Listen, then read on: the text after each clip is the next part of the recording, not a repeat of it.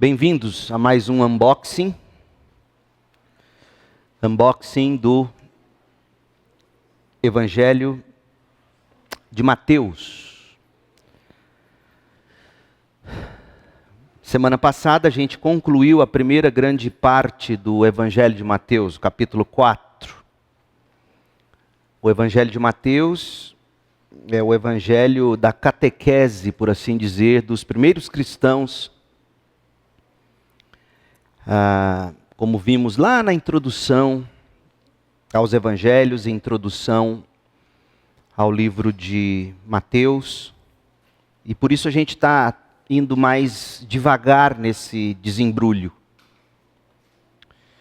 Deixe-me apresentar para você se localizar um pouco da estrutura deste evangelho.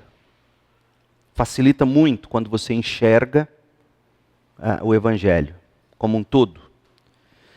Os capítulos 1 e 2 são o prólogo, a introdução do livro. Capítulo 1, como já dissemos, trata da linhagem do rei e do nascimento do rei. Capítulo 2 vai falar da preservação do rei. Os capítulos 3 e 4 são sobre discipulado. Capítulo 3 vai falar do arauto do rei, que foi João Batista, e vai falar da coroação do rei, que foi o batismo de Jesus. Capítulo 4 nos mostra um pouco da rotina do rei. O ministério de Jesus depois de ele ter sido tentado no deserto. Portanto, o capítulo 4 vai mostrar a tentação do rei e vai mostrar também, lá no final, a parte final do capítulo 4, a rotina do rei.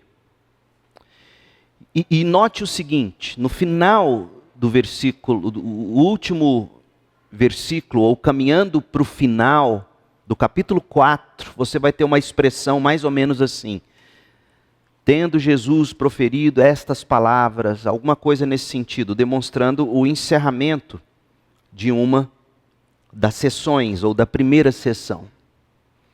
O capítulo 5, ele inicia o sermão do rei.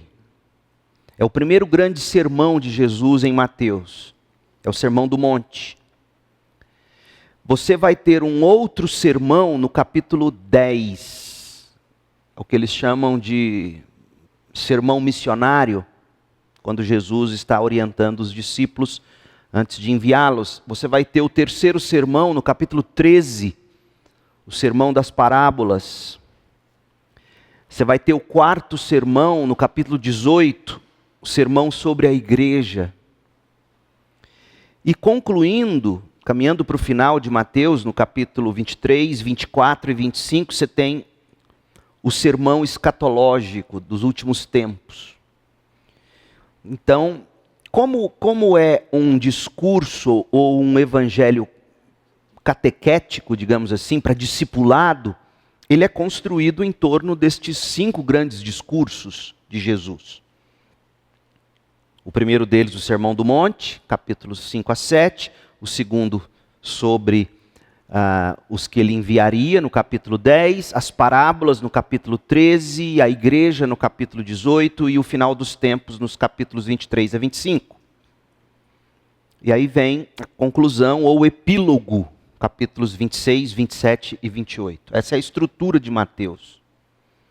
Portanto, você tem diante de você um livro que tem como tema central a chegada do Rei, Jesus Cristo, e o propósito de se discipular a igreja, os primeiros cristãos, em cima dessa verdade. Então, hoje nós vamos iniciar um estudo.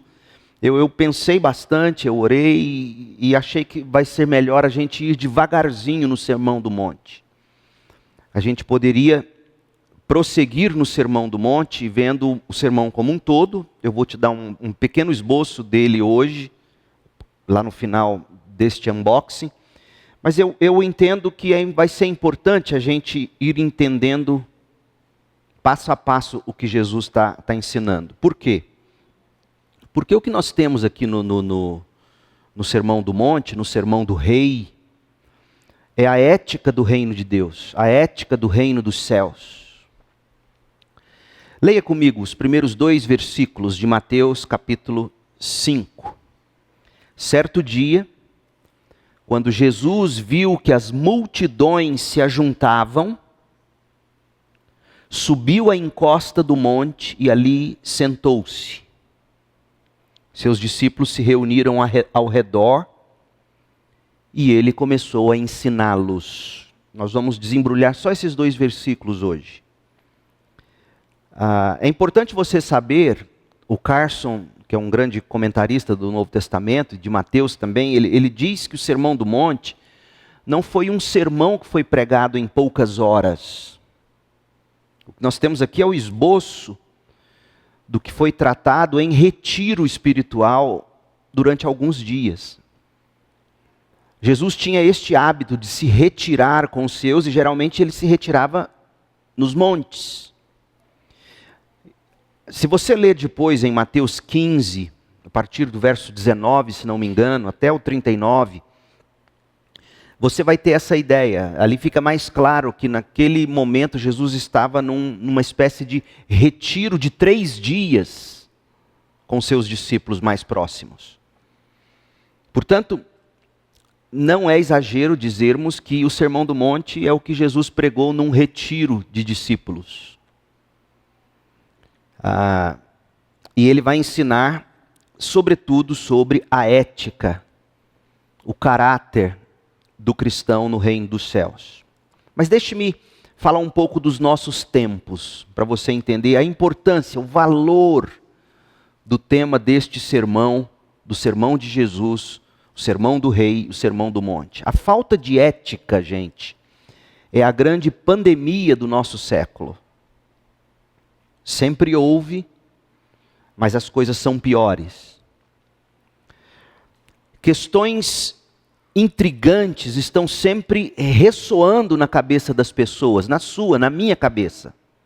Perguntas do tipo: afinal, existe certo e errado?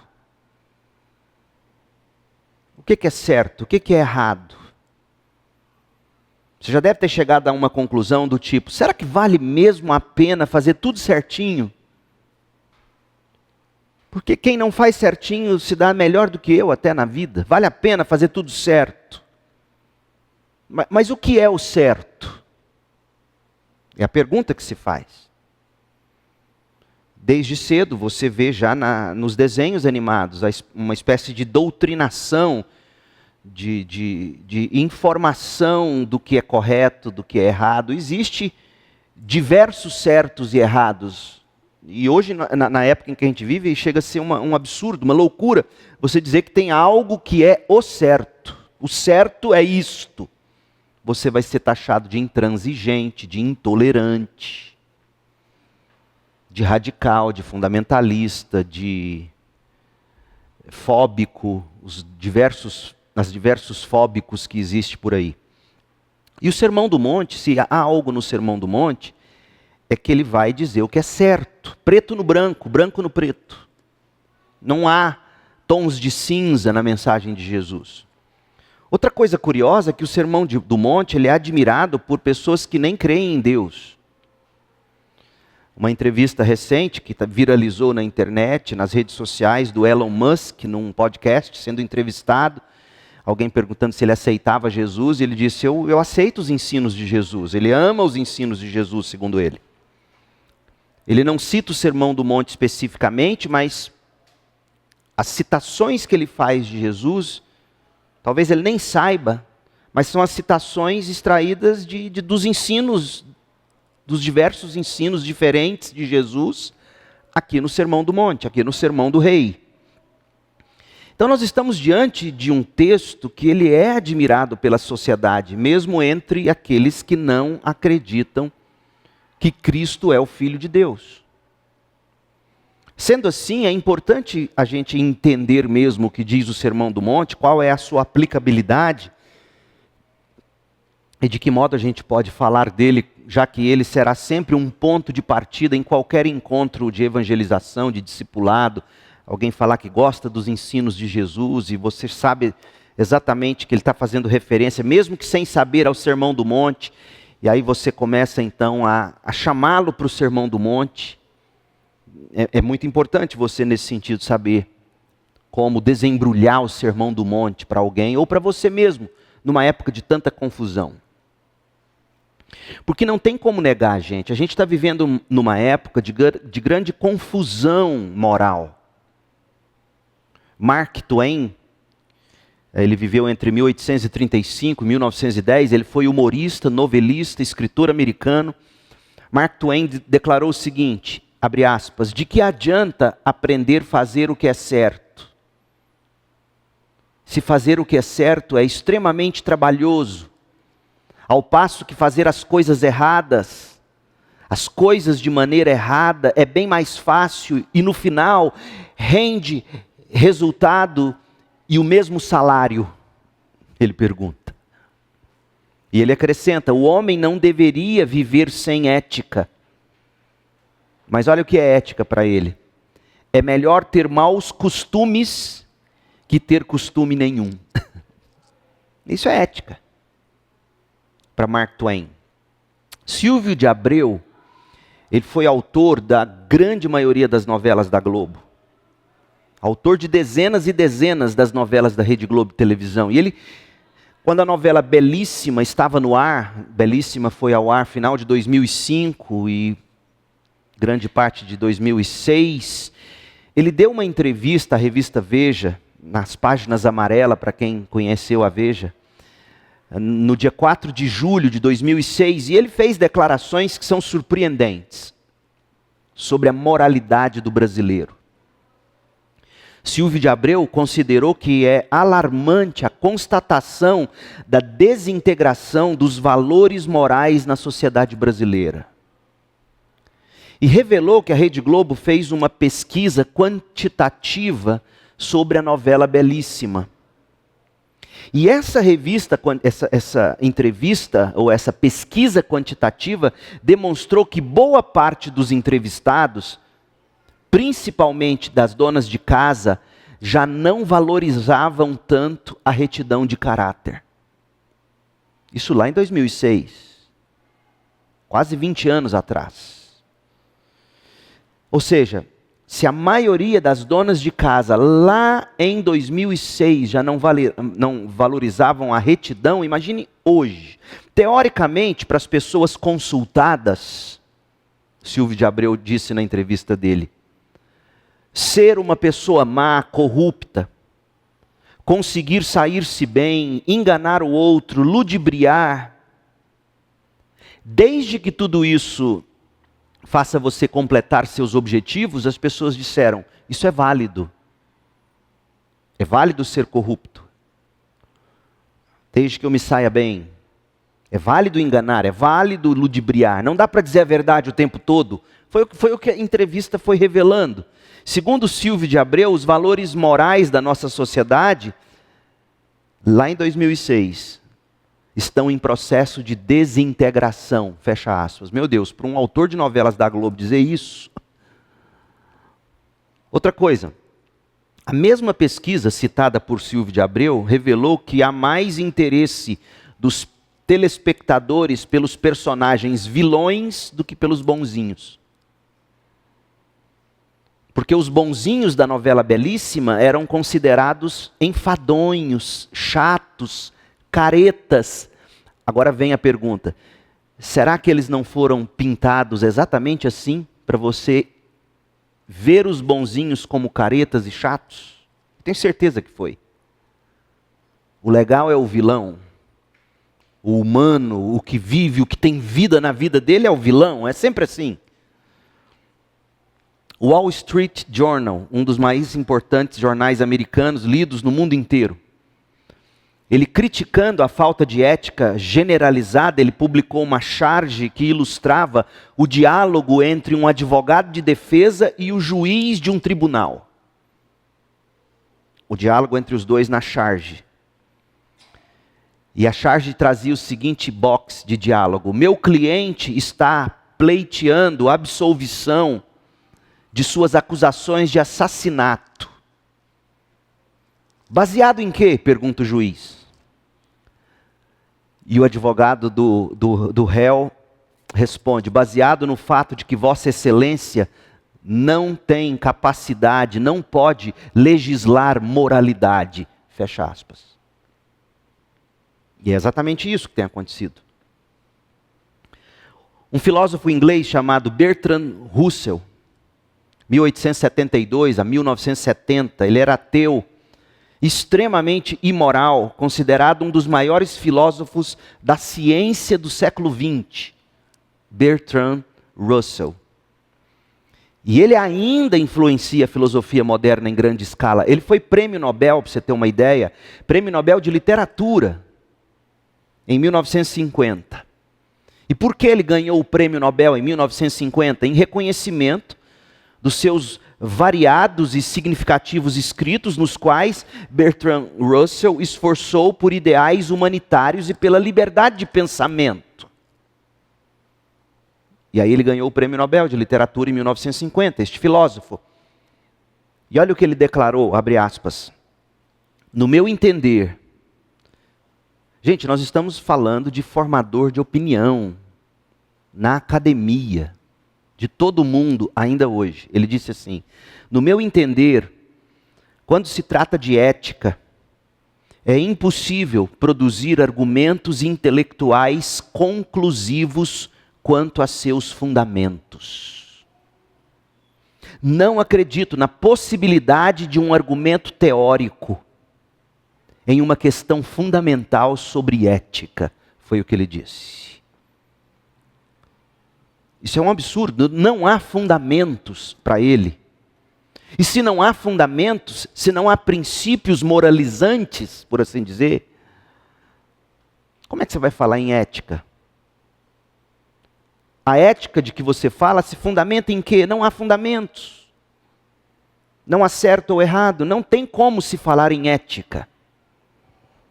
A grande causa, gente, da escandalosa crise ética moral que vai do teto ao ralo de todas as camadas sociais, sejam essas camadas privadas ou públicas, a causa dessa escandalosa crise de ética se dá pelo simples fato de que todos os valores absolutos, todos os valores fundamentais de verdade, de moralidade, que ao longo da história, em todo o mundo ocidental, foram construídos a partir de uma visão de mundo judaico-cristã. Esses valores estão sendo gradualmente demolidos, descartados pela sociedade como um todo.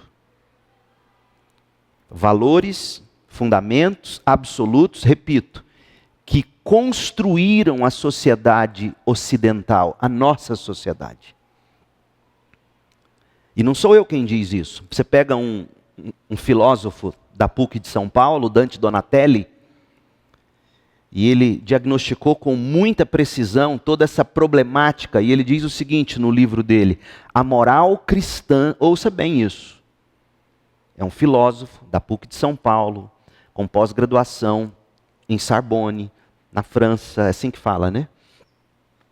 Ele escreveu o seguinte, a moral cristã não cabe mais no nosso mundo capitalista e burguês de consumo em massa, no qual tudo está à venda. A moralidade cristã não cabe neste mundo onde tudo está à venda. Por outro lado, ele complementa, nada até hoje foi capaz de substituir a moralidade cristã. Ou seja, eles estão detonando com a moralidade judaico-cristã e não tem nada para colocar no lugar. Sabe qual é o resultado? O mundo bárbaro da era Vikings, literalmente. Parafraseando Dante Donatelli, a gente poderia concluir o seguinte: o legado moral deste mundo em crise é aquele em que se deixa para os filhos apenas um punhado de bens materiais. No máximo, uma educação. Mas que educação é essa? O que se ensina nas escolas desde cedo? Educação também, é isso que a moralidade contemporânea dá para os filhos, algum bem material ou educação, mas apenas, a educação é apenas como escala para o sucesso financeiro. Porque o que um pai, uma mãe costuma dizer para um filho? Não, você não vai fazer isso, não vai dar dinheiro. em algum ponto, o pai e a mãe têm até o direito e o dever, eu diria, de dizer, pense bem, você vai conseguir se sustentar com isso? Nada mal você dizer isso necessariamente, mas quando você diz só isso, é porque você já está surfando na onda deste mundo materialista, onde toda a educação, todo o ensino, toda a moralidade se resume a você ganhar dinheiro para viver bem. Esse é o mundo em que a gente vive. E é exatamente neste ponto que o vazio da vida moderna, gente, ele é revelado. Porque a gente ensina desde cedo, inconscientemente, os filhos. Faça alguma coisa que vai te dar dinheiro, independência financeira e etc, etc. Usando uma expressão de Max Weber, a gente poderia dizer que a característica principal do mundo que nos cerca é o egoísmo. Por quê? Porque todo mundo só pensa em obter dinheiro, bens, estabilidade, status, coisas do tipo. E aí, num mundo assim, a única ética, o único preceito moral que interessa às pessoas é ganhar dinheiro e saciar os seus prazeres imediatos. E não importa a que custo.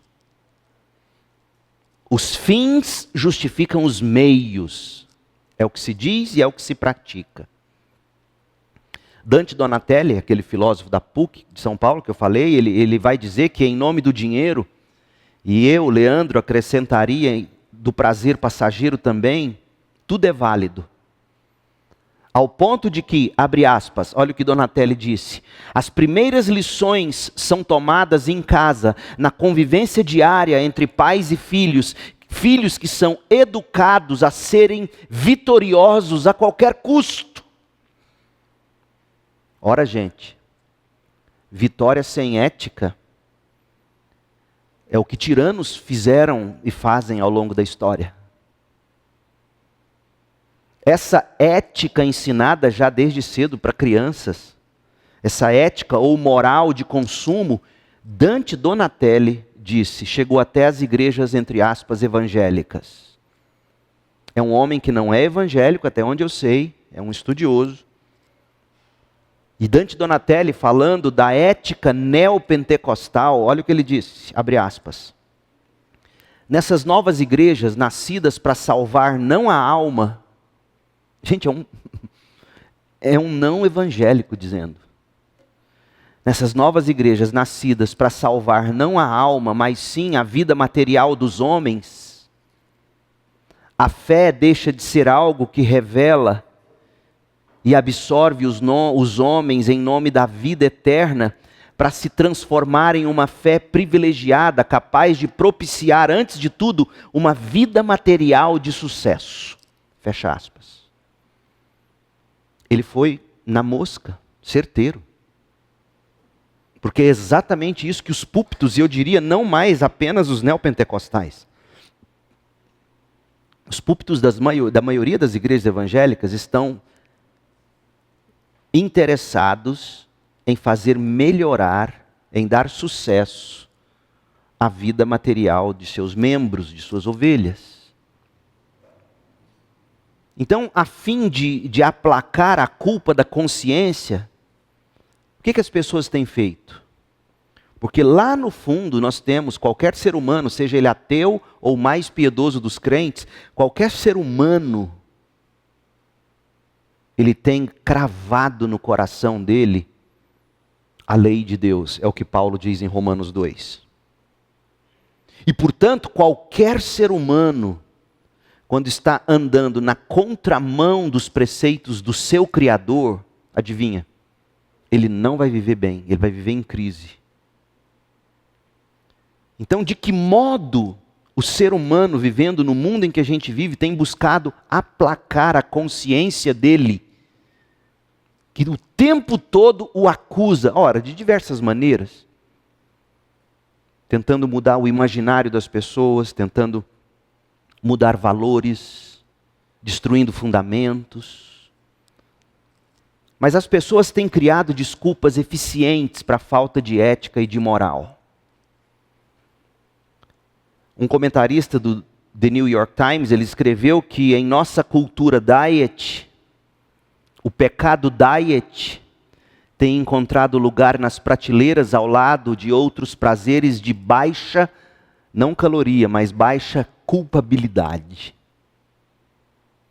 Por exemplo, anos atrás, um apresentador da MTV, lembra da MTV? Quem assistia a MTV ouviu falar disso?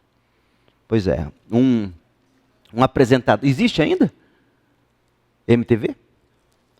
Um apresentador orgulhosamente declarou o seguinte: um pouco de libertinagem, um pouco de orgulho, um pouco de preguiça, um pouco de glutonaria com moderação é diversão. E é esse pouco com moderação que faz seu coração continuar batendo. Ora, gente, como se pecar com moderação não fosse problema.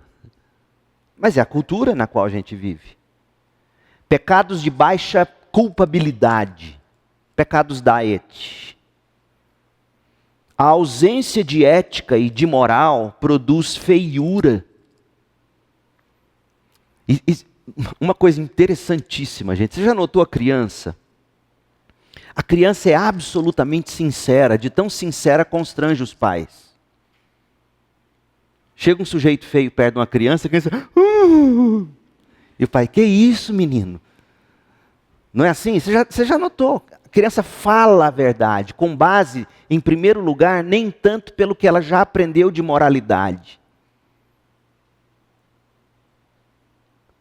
mas com base no que ela consegue julgar pelo que ela já vê. A criança já nasce distinguindo bonito de feio. É por isso que a briga, gente, a briga é ferrenha.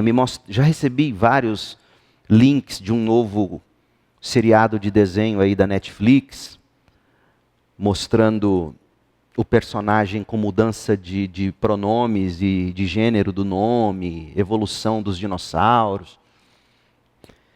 É por isso que a briga é no imaginário, desde a criança, desde cedo, tentando dizer para ela que aquilo que ela, por natureza, o Criador colocou nela, a lei, o que é certo, o errado, o que é bonito, o que é feio. Como é que você começa a educar uma criança? Ela vai fazer alguma coisa errada, você fala assim, não faça isso, é eticamente incorreto. É assim que você fala para a criança? O que você fala para a criança? Faz isso não, é feio. Está certo. É isso mesmo. Aí você começa, sabendo primeiro o que é feio, e com o tempo você adicionando a falta de ética. É assim que você vai educando, não é assim? E aí o que acontece? O mundo está mudando o imaginário, ou tentando mudar o imaginário das pessoas. É só você ver quais são os heróis que são recomendados nas escolas, nos desenhos, nos filmes. Quais são os heróis? Quais são as causas que os heróis, ou pelas quais os heróis hoje brigam? É só você ver. Então, o ser humano nasce com um instinto para Deus, certo e errado, feio e bonito. E o mundo já briga desde cedo para dizer, não, não é bem isso que você está enxergando. Essa é a briga. A ausência de ética e de moral, ela produz feiura. O mundo hoje é feio, em diversos aspectos. Desde a arquitetura das cidades, é só entrar o dinheiro, você sai destruindo todas aquelas coisas bonitas em nome do progresso e de repente você constrói. Sai, dá um passeio na 24 de outubro, na Avenida Anhanguera. Vai ver a Avenida Anhanguera em Goiânia. Não há mais beleza. Não há mais beleza no mundo. Preste atenção nas propagandas de moda, de roupas. Não há mais definição de sexo, de homem e de mulher, de bonito e de feio. Não existe mais. É um bando de confusão. É tão louco que nós já chegamos ao ponto de que um homem trans que virou mulher, hoje essa mulher trans, que um dia foi homem, ela tem uma namorada, porque essa trans que um dia foi homem, hoje é lésbica. Não é piada, não estou exagerando, isso é caso concreto. Esse é o mundo em que a gente vive. E eu digo isso de coração, não estou aqui tentando fazer vocês serem mal educados com o sujeito, com o ser humano. Pelo contrário, nós temos que amá-los. É diferente dizer está tudo bem, continue assim. É diferente, mas nós temos que amá-los. Temos que respeitá-los como seres à imagem e semelhança de Deus, por mais que estejam lutando para destruir essa imagem. O mundo sem ética, o mundo sem moral, produz feiura. E como o ser humano detesta o que é feio? A gente detesta o feio. A gente tenta maquiar o feio para se ajustar ao gosto, mas a gente não gosta do feio. Aí a gente faz o quê? A gente fabrica e se veste com máscaras para cobrir a feiura. É quando surge a hipocrisia. Hipocrisia é uma palavra grega para descrever os atores gregos, que usavam máscaras na realização de suas performances pelos palcos da Grécia, fazendo-se passar por outra pessoa. Eles se vestiam de outra pessoa ou escondiam quem de fato eles eram, mas geralmente o hipócrita era o personagem. Agora, hipócrita no vocabulário de Jesus é o indivíduo que esconde um coração feio, um coração horrível, atrás de uma máscara de beleza, atrás de uma postura de justiça fingida, apenas para impressionar o outro. Desse modo, o hipócrita é um indivíduo sem ética, que para não ser flagrado na sua imoralidade, adivinha, ele se esconde atrás de uma falsidade, atrás de máscaras. Foi por isso, gente, que nenhum outro pecado foi tão apaixonadamente atacado por Jesus do que a hipocrisia. Nos nossos dias, aliás, os nossos dias não são diferentes das outras épocas, mas em nossos dias nós também temos visto hipócritas na política. Não preciso te dizer isso. No meio empresarial, na família e até entre os religiosos. E essa realidade, ela tem destruído a nossa sociedade. Esse cenário tem disseminado tristeza, desesperança. Não há esperança para este mundo. O mundo, meu povo, precisa desesperadamente de um antídoto contra esta pandemia da falta de ética. E é aqui que entra o Sermão do Monte. Porque o Sermão do Monte, ele é uma exposição da ética do reino dos céus. É o manifesto de Jesus para os discípulos da cruz. Abra a Bíblia comigo no Salmo de número 13. Deixa eu te mostrar uma coisa. Veja o que o salmista vai falar do mundo sem fundamentos, sem ética. É no 13, até quando, Senhor, te esquecerás de mim? Será para sempre? Até quando esconderás de mim o teu rosto? Até quando terei que lutar contra a angústia? Não é o 13, é o 15, deixa eu ver. Você se lembra do Salmo que fala do fundamento, não tendo fundamento? É o 13? Em qual verso? Hã? A NVT então destruiu. A NVT, deixa eu ver na ARA. Não. Não havendo os fundamentos, deixa eu ver aqui, fundamentos.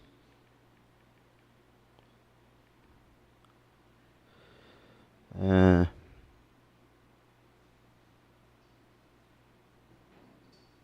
11, verso 3.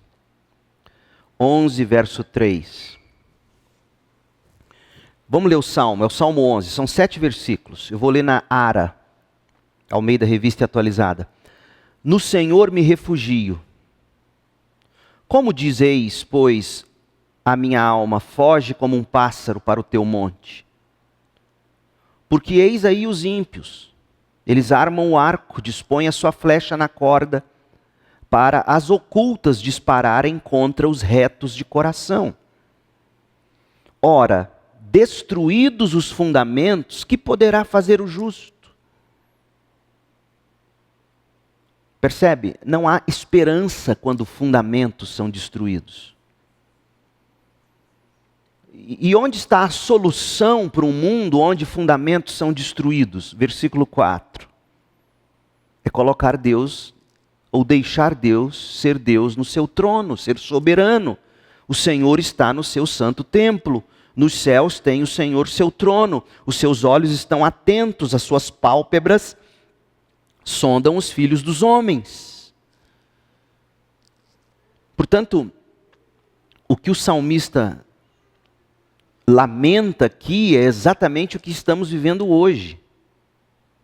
Um mundo sem fundamentos, onde o justo não tem esperança, não tem onde firmar seus pés, e a gente precisa desesperadamente redescobrir o valor do Sermão do Monte.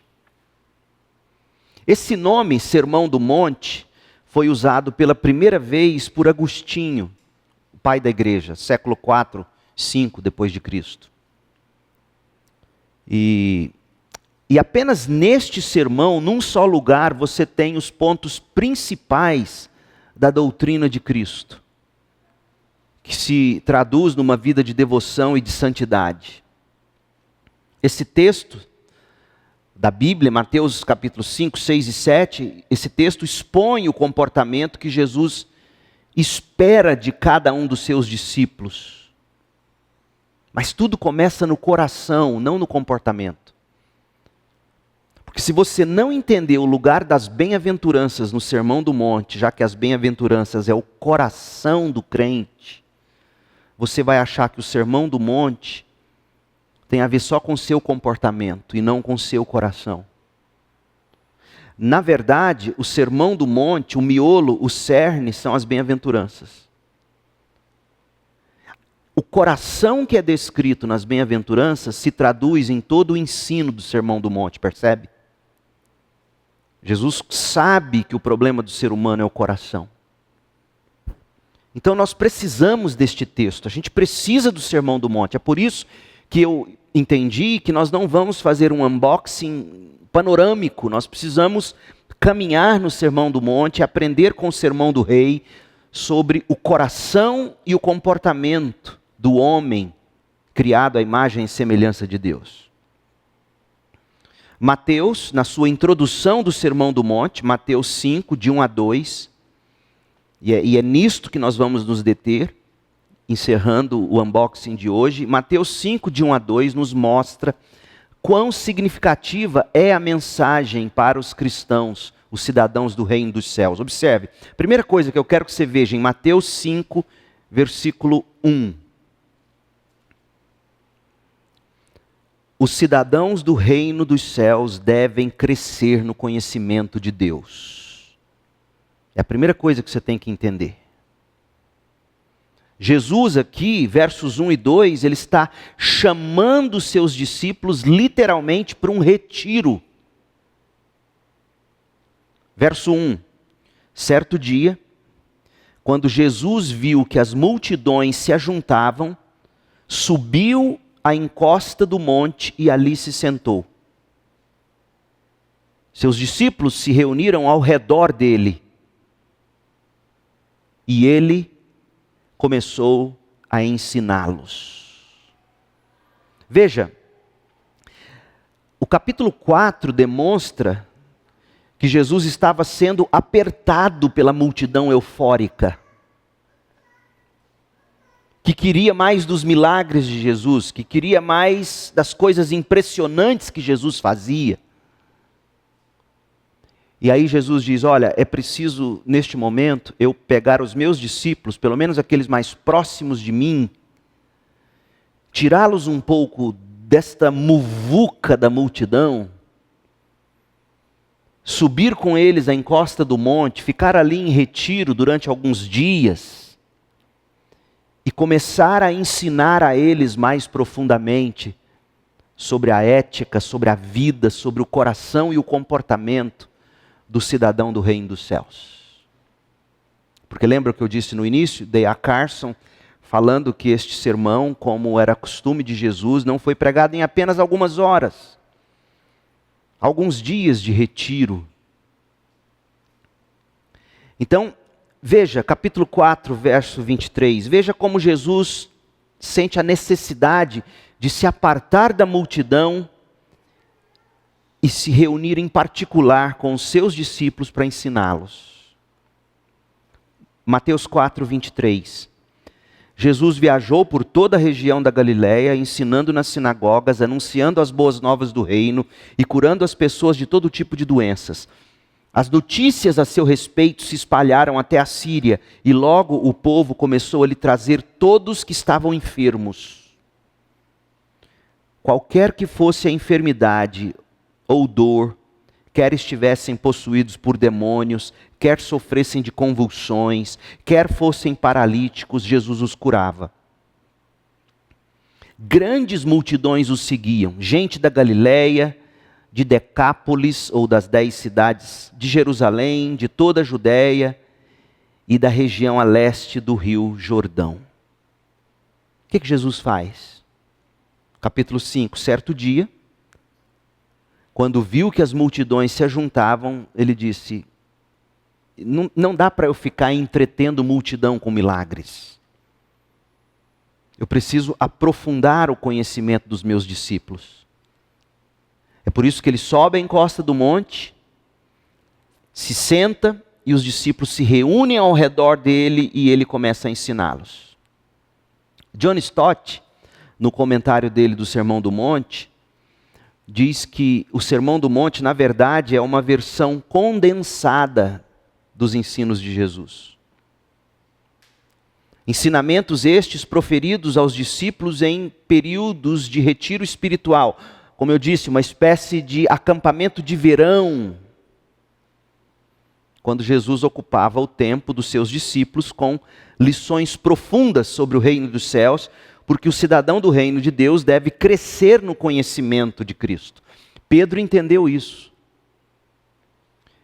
Tanto entendeu isso o apóstolo Pedro, que concluindo a segunda carta dele, olha o que ele escreveu, 2 de Pedro 3,17. Amados, vocês já sabem dessas coisas, portanto estejam atentos, a fim de que não sejam levados pelos erros desses perversos e para vocês não perderem sua firmeza. Não percam a firmeza. Não percam os fundamentos. Antes, cresçam na graça e no conhecimento de nosso Senhor e Salvador Jesus Cristo. E este conhecimento deve produzir em você doxologia, louvor, porque aí ele emenda dizendo, a esse Jesus Cristo, em quem vocês devem crescer em graça e conhecimento, a ele seja a glória agora e para sempre, amém. É disso que trata o Sermão do Monte. O conhecimento da graça de Jesus, que vai ficar absolutamente clara nas bem-aventuranças.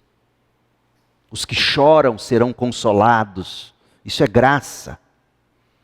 Cresça na graça do Senhor Jesus Cristo e cresçam no conhecimento dele, com o fim de que ele receba a glória agora e para sempre. Então, os cidadãos do reino de Deus, eles devem crescer no conhecimento de Deus.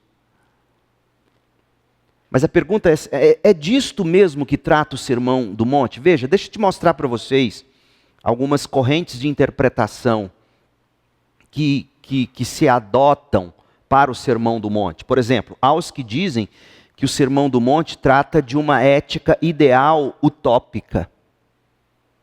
Por quê? Porque são exigências impossíveis. Exigências irrealistas nesta era, de fato. Não é possível para nós na nossa própria carne. O Sermão do Monte tem que ser fruto de milagres na nossa vida. Mas dizer que é impossível para nós na nossa própria força, não é dizer que ele é apenas ideal e utópico. Não, é possível pelo poder do Espírito. Outros vão dizer que o Sermão do Monte trata da ética milenar. Ou seja, o Sermão do Monte é para ser vivido no milênio de Apocalipse capítulo 20.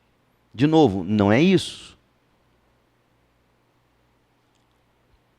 A ética de uma elite espiritual é uma terceira corrente. Eles vão dizer que os ensinamentos são apenas para os verdadeiros discípulos, para os vencedores, verdadeiramente espirituais.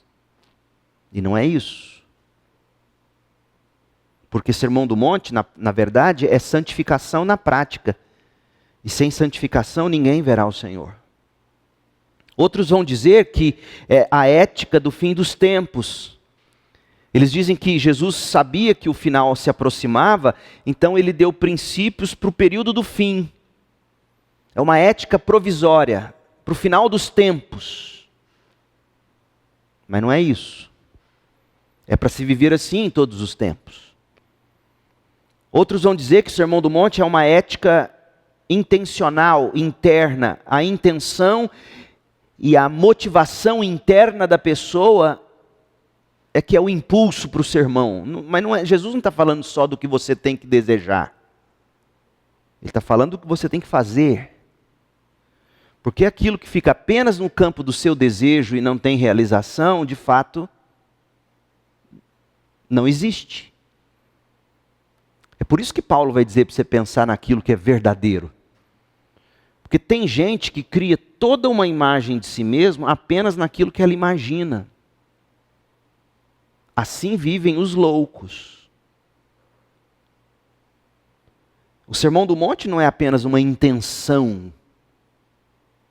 O Sermão do Monte não é apenas Jesus dizendo, olha o que você tem que desejar fazer. Não, é o que você tem que fazer. Pela graça, por meio da fé. O Sermão do Monte é um chamado ao arrependimento. Vamos dizer, o Sermão do Monte é só isso. É uma espécie de lei de Moisés dita por Jesus. Porque qual era o objetivo da lei? Era dizer, eu não consigo, me perdoa, eu não consigo. Paulo vai explicar. É apontar para Cristo. E aí alguns dizem, o Sermão do Monte é isso, é uma vida impossível de ser vivida. E aí quando você chega à conclusão de que não consegue vivê-la, você se arrepende e pede perdão. Mas não é isso. De fato, o que é o Sermão do Monte? O Sermão do Monte são princípios de vida para todos os cristãos, para todos os cidadãos do reino dos céus. É o sermão do rei. É uma carta de conduta para os discípulos de Jesus. Em qualquer momento, em qualquer época, qualquer lugar. Portanto, essa visão correta vê o reino de Deus como tendo sido inaugurado na primeira vinda de Jesus, e o reino de Deus será estabelecido para sempre na segunda vinda de Jesus. Nós já estamos vivendo o já e o ainda não do reino. Já falamos disso em unboxing anterior. O Sermão do Monte é para crentes hoje, aqui e agora. Assim como foi para os dos dias de Jesus, e assim como será para os cristãos dos dias do fim, bem no finzinho. Aqueles que estarão vivos para ver o céu rasgar e Jesus descer. Vale para todas as épocas, lugares e momentos da história, para todos os cristãos.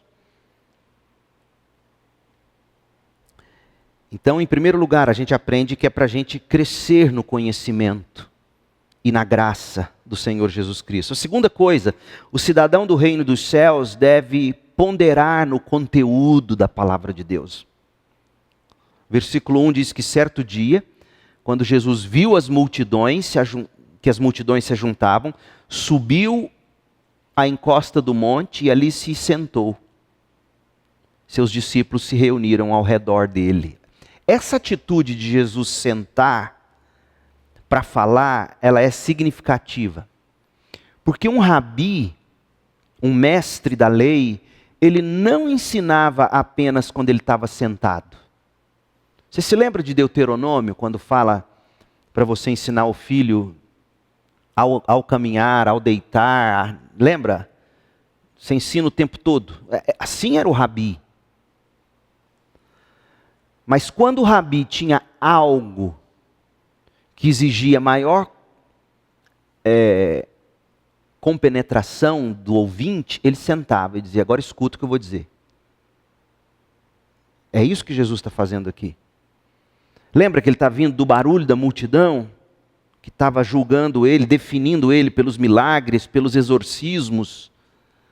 Ele fala: não, vem cá, senta aqui comigo, escuta, eu vou sentar, fica em pé, escute o que eu vou dizer. Jesus está chamando os seus discípulos para uma ponderação mais profunda. Portanto, gente, que tipo de aplicação eu faço disso? Veja bem, Jesus está ensinando você e a mim todo dia, o tempo inteiro. Mas há um momento especial no nosso dia, quando Ele senta e a gente o ouve. É o momento da nossa devoção com Ele. É aquela hora séria. O tempo todo Ele está ensinando. Mas há um momento no dia, talvez mais de um, quando você deixa Ele sentar e te ensinar. Sai do barulho, sai da multidão. Ouça. Você faz isso diariamente, mas você faz isso também dominicalmente. Um dia na sua semana. Quando você para tudo. Você senta. Porque hoje o hábito não é o pastor sentar e pensou 1h10 me ouvindo, você em pé e eu sentado. Mas o sermão de Jesus, a propósito, era bem mais longo que o meu. Mas a lição é exatamente essa. Jesus nos chama de tempos em tempos. Tempos estes não muito longos um do outro. Para a gente parar tudo em algum momento e falar: deixe-me ouvir mais compenetradamente o meu Jesus. O que Ele tem para me dizer? Por isso que Ele senta. Seus discípulos se reúnem ao redor dele, solenemente. Há solenidade nessa narrativa, não deixe de notar isso. Existe solenidade. Um judeu lendo isso aqui entendia. Topo do monte, Moisés recebeu a lei. Sentado, o rabi tem algo sério para dizer. O imaginário do judeu permitia ele entender isso. A gente já não tem esse imaginário há muito tempo, e a gente, portanto, não entende o que Jesus está fazendo. Mas Jesus está fazendo isso. Eu sou o novo Moisés. Eu não vim abolir a lei, ele vai dizer isso no Sermão do Monte, eu vim cumpri-la. Eu sou o verdadeiro Moisés. E não só isso, eu vou sentar, porque vocês precisam solenemente me ouvir. Reúnam-se ao meu redor e eu quero falar-lhes. É esse primeiro ensino de Jesus, num mundo onde as pessoas não querem aprender mais nada, senão aquilo que vai fazê-las serem mais bonitas, vestirem-se melhor, numa geração de Pinterest, numa geração de Instagram, onde a gente só quer as coisas que vão nos dar prazer imediato. Jesus fala: você tem que sair dessa multidão em algum momento, diariamente e semanalmente pelo menos, e compenetrar no que eu tenho para te dizer, na sua leitura bíblica diária, na sua oração, no seu culto dominical. Porque, gente, é óbvio que o domingo, ele não é santo no sentido de quem não guarda o domingo não vai para o céu. Isso não existe. Mas a gente já profanou o dia do Senhor há muito tempo. Porque quando você diz todo dia é dia do Senhor, você está dizendo: de fato não tem um dia do Senhor. Como o Ed Renekiewicz colocou no Twitter dele, né? Toda refeição é uma Eucaristia. Aí o Iago Martins respondeu: todo banho é um batismo. Está certo. O Iago Martins está certo. Quando tudo é tudo, tudo é nada. Há um momento para você deixar Jesus sentar e falar para você. Tem que ser diariamente. Tem que ser dominicalmente, no dia do Senhor.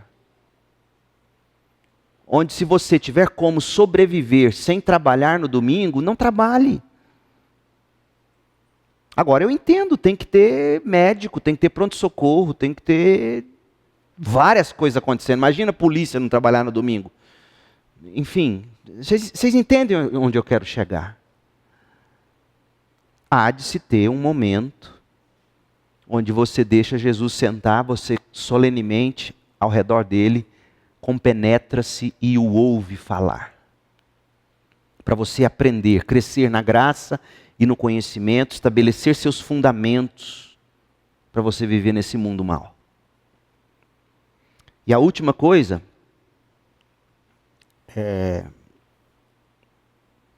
aqui ainda, no versículo 2 agora, o versículo diz assim: depois que Jesus sentou, no verso 1, depois que os discípulos se reuniram ao redor dele, o verso 2 diz que Jesus começou a ensiná-los.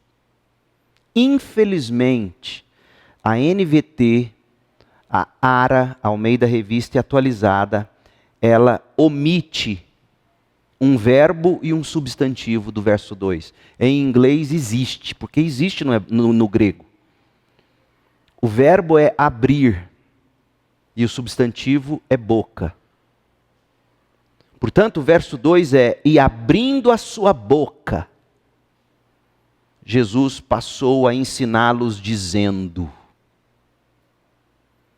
E por que é importante esse verbo abrir e esse substantivo boca?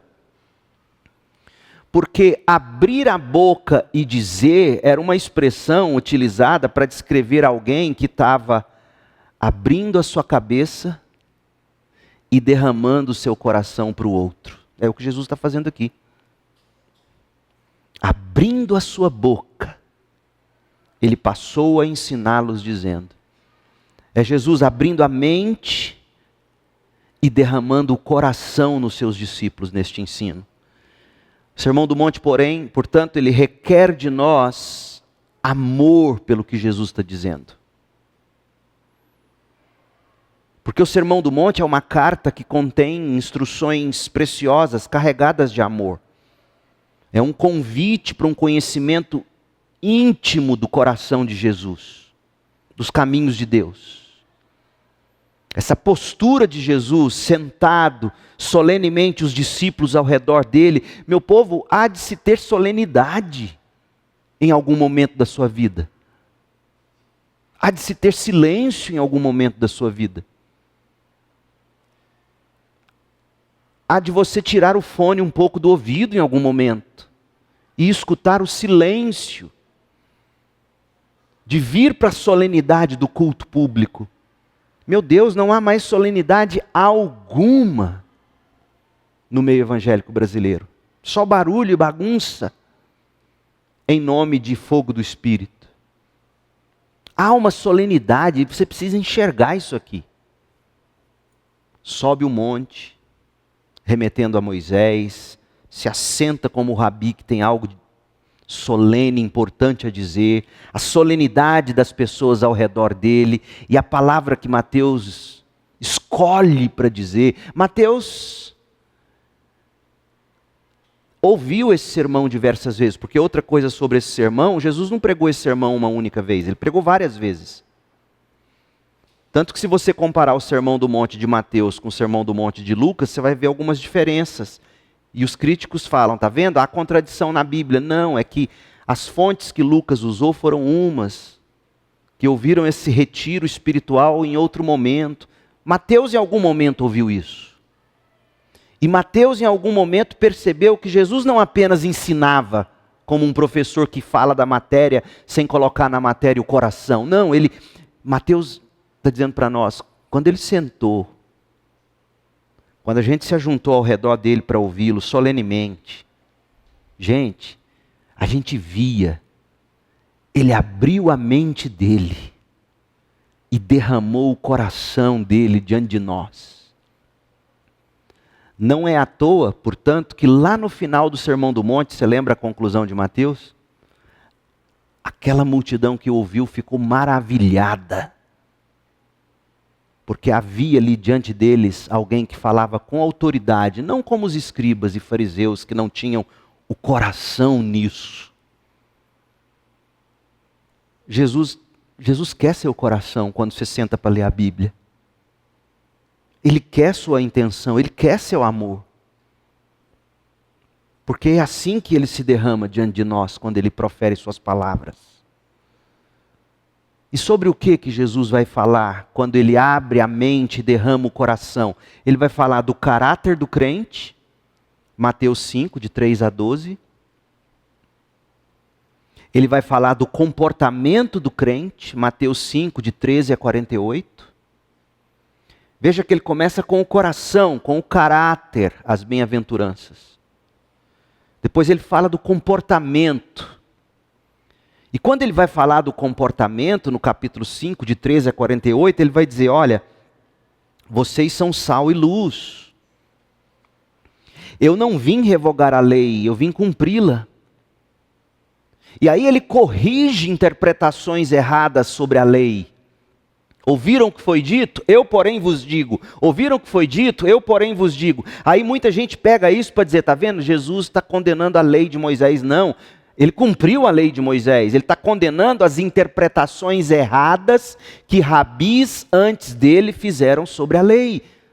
Esses intérpretes da lei interpretaram errado. Vocês ouviram o que eles disseram. Eu, porém, vos digo, a interpretação certa da lei é esta. E aí ele dá.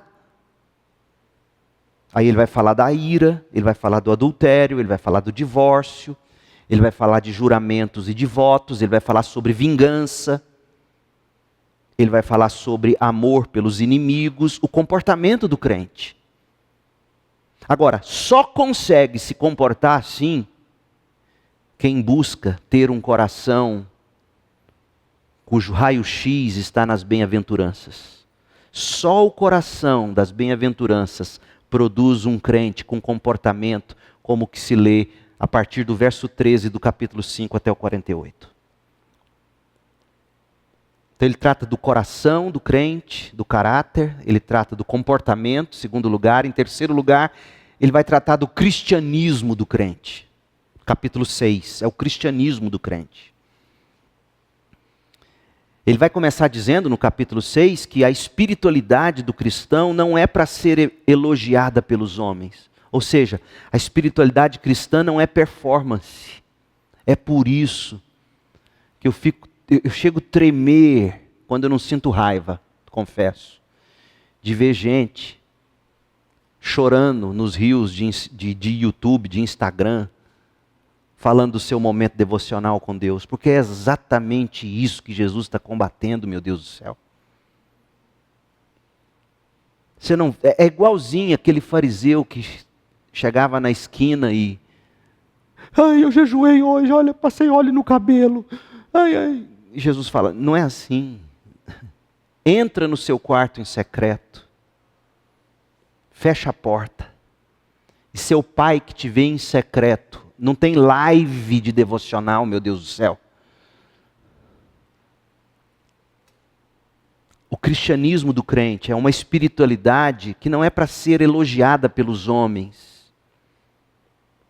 Aí ele vai ensinar sobre oração, ele vai ensinar sobre jejum, ele vai ensinar sobre dinheiro e bens, ele vai ensinar sobre ansiedade. O cristianismo do crente. Ele tratou do coração, ele tratou do comportamento, ele tratou do cristianismo do crente. E aí no capítulo 7, de 1 a 20, ele vai falar da convivência do crente. Porque a espiritualidade cristã é na comunhão.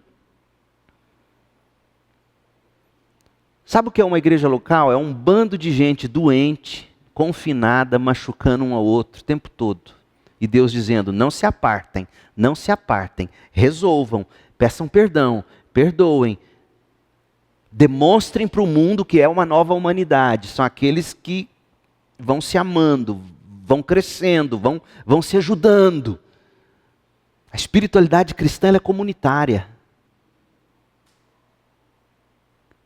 Uma coisa é dizer que ela é comunitária, outra coisa é dizer que você faz para aparecer. São coisas distintas, vocês entenderam isso?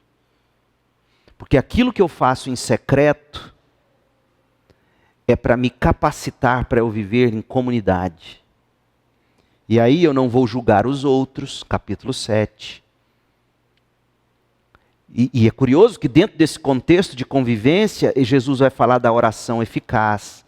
Ele vai tratar da regra de ouro do amor, faça com o próximo o que você quer que façam com você.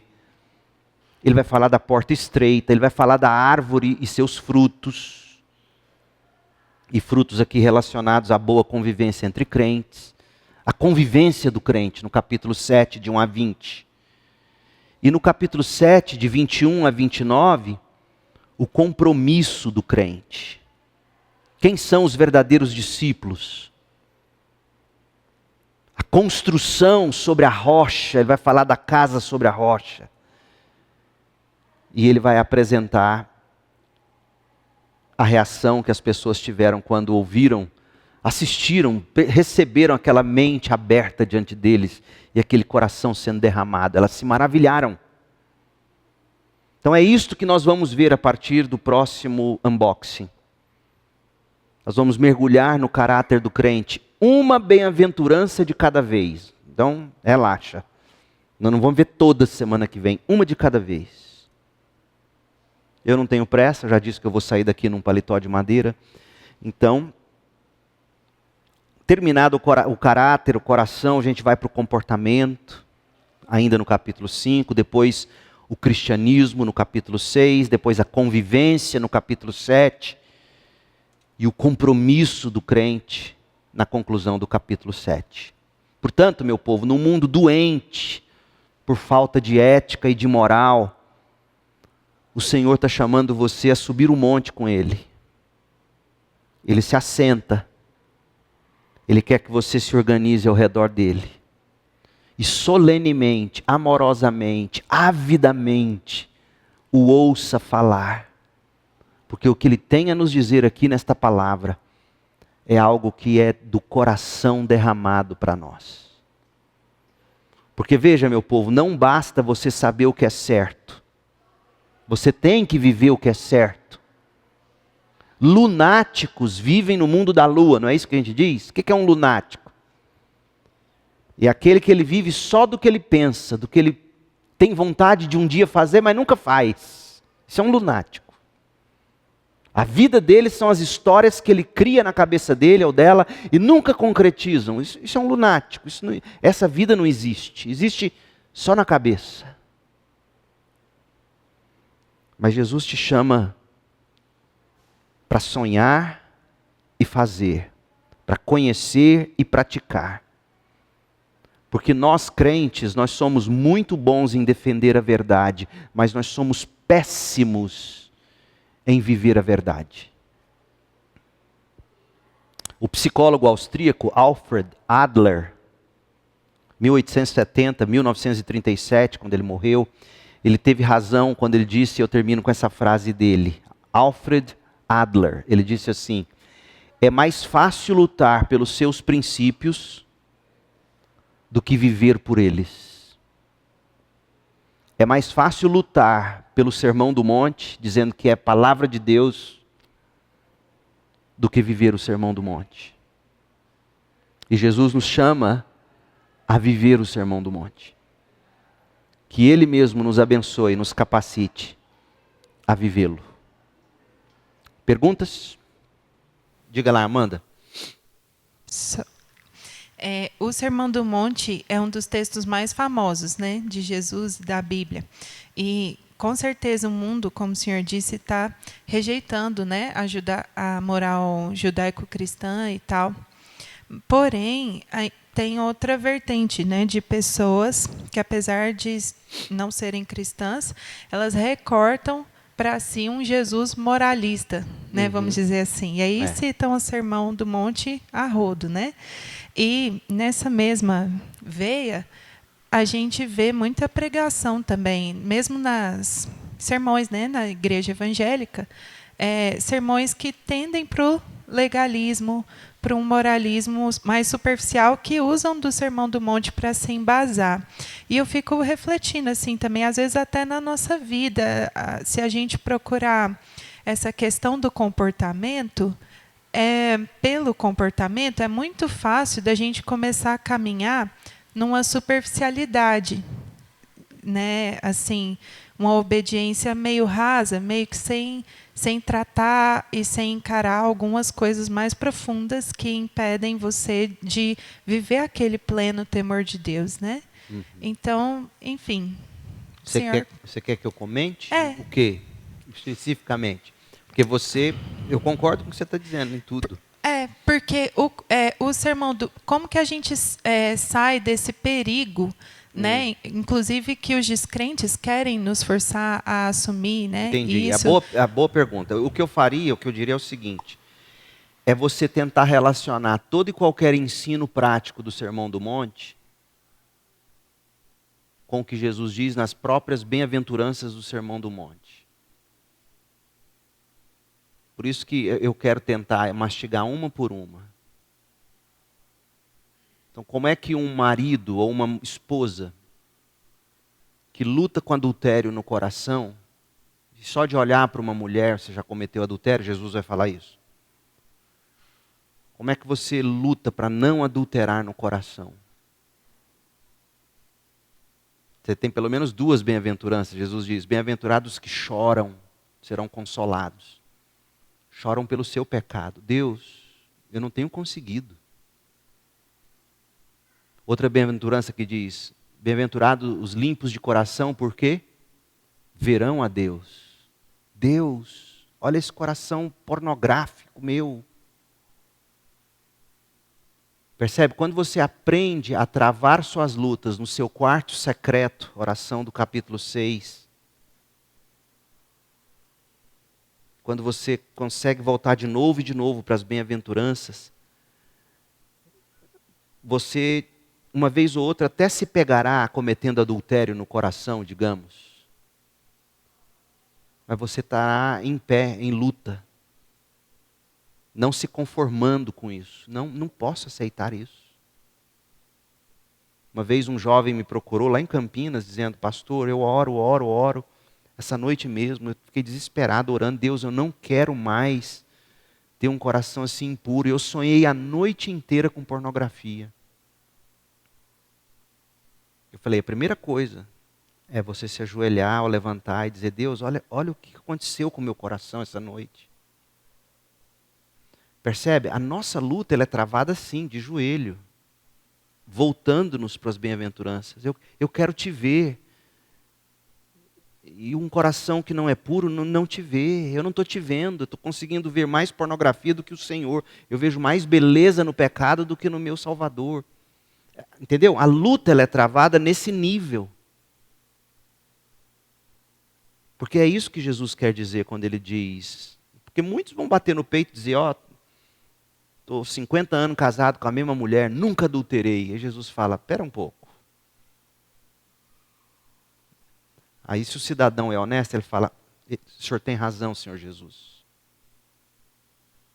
Como é que eu travo isso? Jesus ensina, na maneira como ele ensina a gente a orar. Santificado seja o teu nome no meu coração. Venha o teu reino no meu coração, eu quero te ver. Percebe? Eu faria as conexões nesse sentido o tempo todo.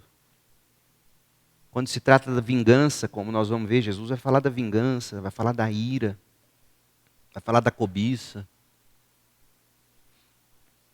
É curioso que os pecados que Jesus ataca, por exemplo, no capítulo 6, quando ele vai tratar da ansiedade, são pecados que até hoje pegam a gente. É comida, bebida e roupa. Restaurante caro e chique. Jovens que desde o começo preferem 1000 vezes gastar muito mais em restaurante chique da cidade do que ser fiel no seu dízimo, na sua oferta. Quantos eu já vi fazer assim? Se endividam no cartão por causa das roupas e não tem dinheiro para abençoar o outro. Percebe? São os mesmos pecados. O que comer, o que beber, o que vestir. Rótulos caros, está na moda, bebida artesanal. Quer dizer, gente, muda o nome, o CNPJ é o mesmo. Muda só o nome fantasia. E aí Jesus nos ensina a tratar isso tudo assim, nessa luta, Por isso que lá no capítulo 7 ele vai falar de você bater, insistir. Né? Aí ele usa o exemplo daquele juiz que chega uma hora, ele vai ficar tão cansado de se bater que ele vai lá e te atende. O que Jesus está dizendo? Ele está dizendo, insista. E é curioso que esse bater é num contexto de você saber viver bem com o próximo. Não é um bater em busca, eu quero minha prosperidade. Bata, bata, até você conseguir. Não é isso, olha o contexto. Então, a luta ela é travada espiritualmente. Senhor, esse é o ideal.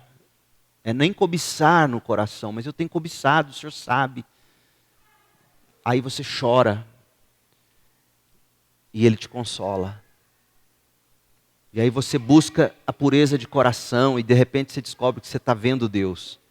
Ou seja, você está se deleitando no que Ele diz na Bíblia. No que você está ouvindo, no que você está aprendendo dEle. É assim, boa pergunta a sua. Mais alguém? Felipe.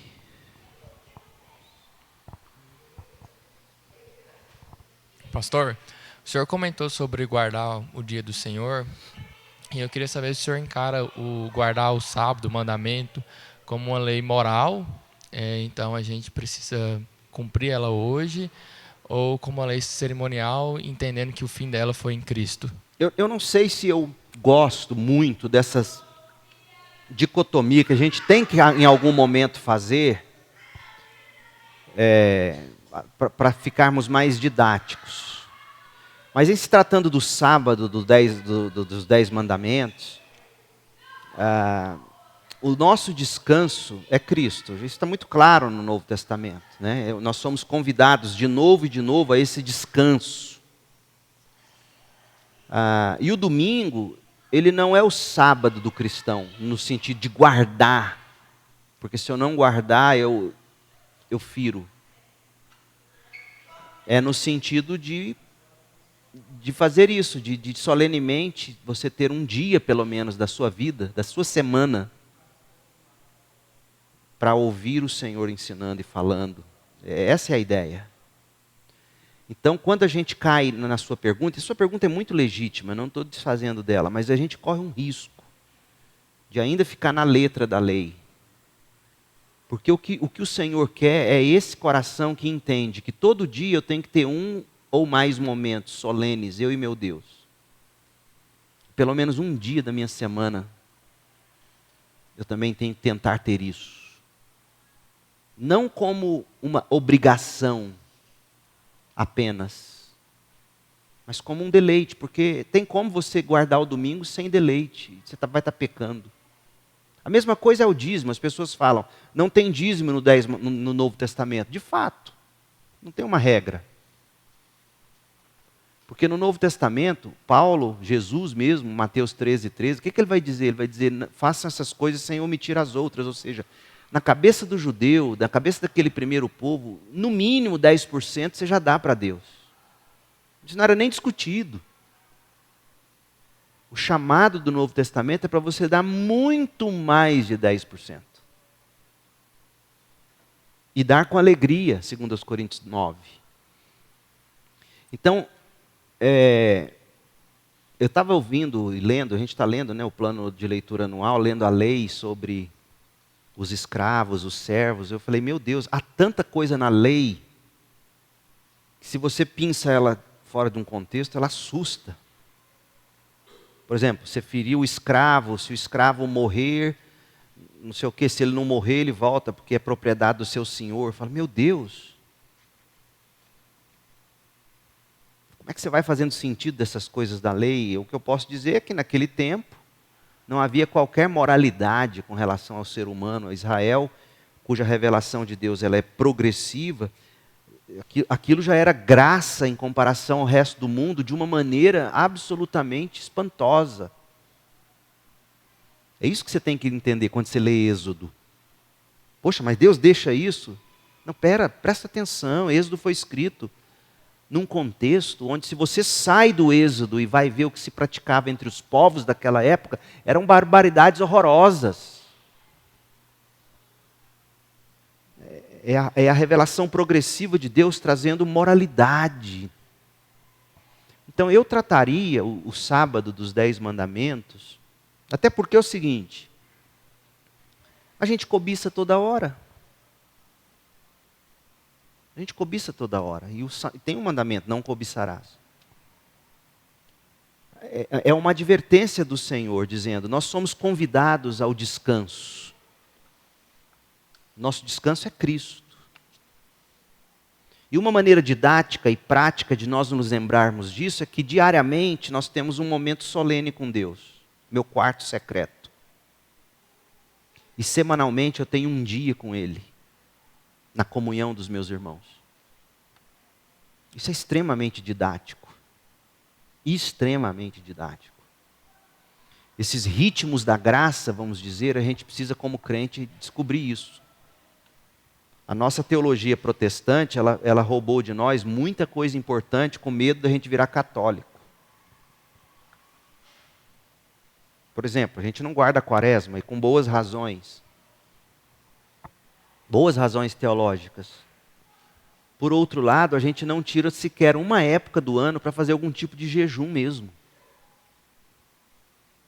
Não para barganhar com Deus, mas para dizer, de fato meu coração tem fome do Senhor, tem sede do Senhor.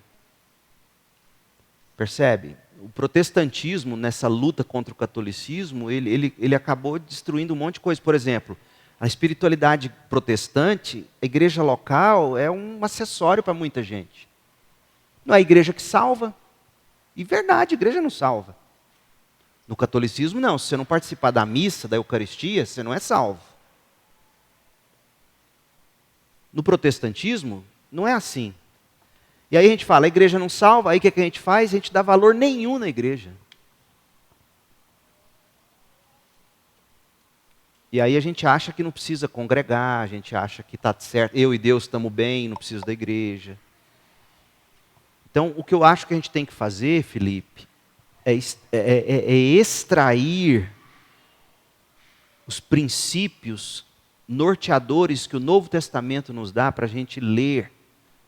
Porque toda a lei se cumpre em Cristo. Cristo é o cumprimento da lei.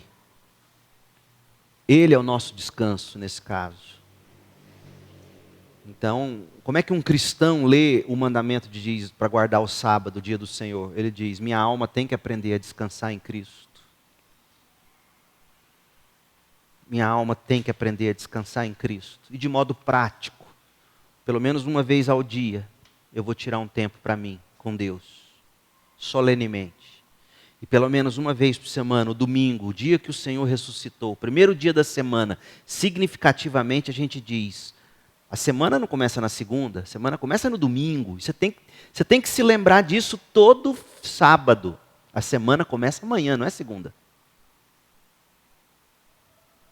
E a minha semana começa comigo, buscando o meu descanso em Cristo, na comunhão com os meus irmãos, na minha igreja. É assim que se observa o dia do Senhor para o crente. Percebe?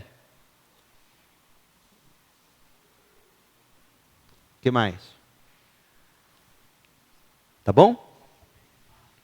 Obrigado, meu povo. Deus abençoe. Paz.